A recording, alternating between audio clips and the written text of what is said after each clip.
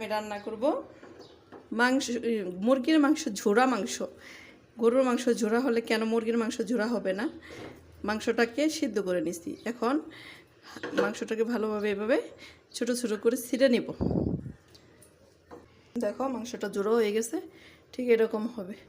এখন চলে যাই চুলায়, কড়াইতে রান্না করে নেব। ঝোড়া মাংসটা দিয়ে দেব তেল,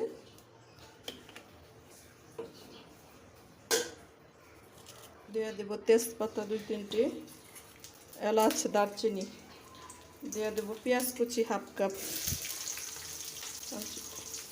গরুর মাংসের জোড়া হলে মুরগির মাংস কেন জোড়া হবে না? দিয়ে দিব আদা রসুন পেস্ট 1 চা চামচ, দিয়ে দিব জিরা পেস্ট 1 চা চামচ, দিয়ে দিব 4-5টি কাঁচামরিচ, দিয়ে দিব 1 চা চামচ হলুদ গুঁড়ো, 1.5 চা চামচ মরিচ গুঁড়ো, মাংসের মশলা, স্বাদ মতো লবণ দিয়ে মশলাটাকে ভালোভাবে কষিয়ে নেব। দেখো মশলাটা ভাজা হয়ে গেছে, দিয়ে দেব সেই ঝোড়া মাংসটা। এখানে কোনো প্রকার পানি ব্যবহার করব না, মাংসটা সিদ্ধ করে নিয়েছে তো এই জন্য। মাংসটাকে দিয়ে ভালোভাবে নেড়ে চেড়ে দেব। অল্প আছে, মাংসটাকে ভালোভাবে ভেজে নিতে হবে।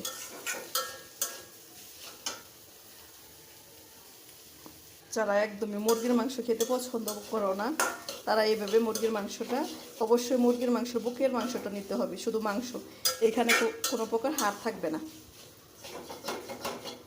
গরুর মাংসর ঝোড়া মাংস হলে মুরগির মাংস কেন হবে না?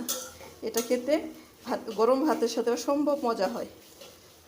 তোমরা একবার এভাবে মুরগির মাংসটা ঝোড়া বানিয়ে খেয়ে দেখতে পারো। ঝুরি মাংস এটা আরও ভেজে নেব। দেখো মাংসটা কেমন হলো, গরুর মাংসের মতো হয়ে যাচ্ছে। আর একটু হবে, আর একটু ভেজে নেব, তাহলে হয়ে যাবে আমার মুরগির ঝোড়া মাংস।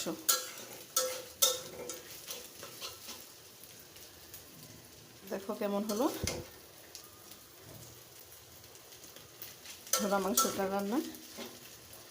বাস হয়ে গেল আমার মুরগির ঝোড়া মাংস রান্না। আমার রেসিপিটি যদি তোমাদের ভালো লাগে, আমার পেজটা ফলো করো, আমার ইউটিউব চ্যানেলটাকে সাবস্ক্রাইব করে দিও। সবাই ভালো থেকো, সুস্থ থেকো, আল্লাহ হাফেজ।